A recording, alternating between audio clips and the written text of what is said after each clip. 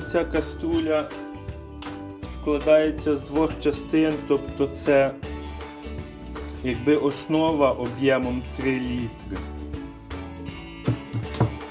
Та кришка об'ємом 1,4 літри. Тобто це можна використовувати як окремо, як дві окремі форми. А можна використовувати просто цю другу частину просто як кришку. Виготовлена ця каструля з боросилікатного скла. В принципі, воно є досить міцне, стійке як до холоду, так і до високих температур. Тобто воно витримує до 300 градусів за Цельсієм. Таку каструлю можна використовувати як в мікрохвильовці, так і в духовці, чи газовій, чи електричній, в принципі.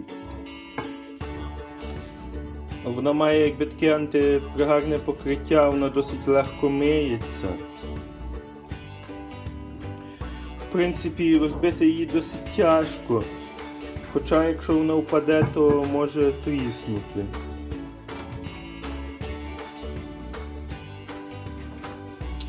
Купити таку каструлю ви можете за посиланням під відео в інтернет-магазині Розетка. Як бачимо, виробник пише, що якби дає на неї 10 років гарантії. Ну, хоча, звичайно, це така гарантія, що якщо ви її розіб'єте, вам ніхто її міняти не буде. Але, в принципі, думаю, вона вартує своїх грошей, вона не так дорого коштує. Тому заходьте та купляйте.